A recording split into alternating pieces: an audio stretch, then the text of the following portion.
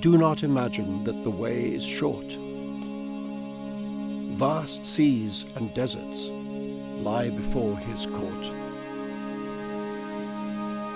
Consider carefully before you start.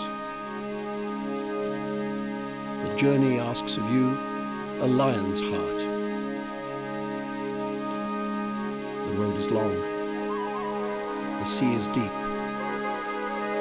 One flies first buffeted by joy, and then by sighs.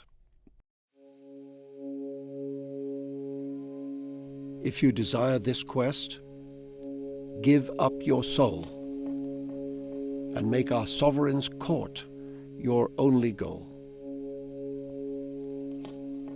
First, wash your hands of life, if you would say, I am a pilgrim of our sovereign's way. Renounce your soul for love. He you pursue will sacrifice his inmost soul for you. Whoever wishes to explore the way, let him set out. What more is there to say?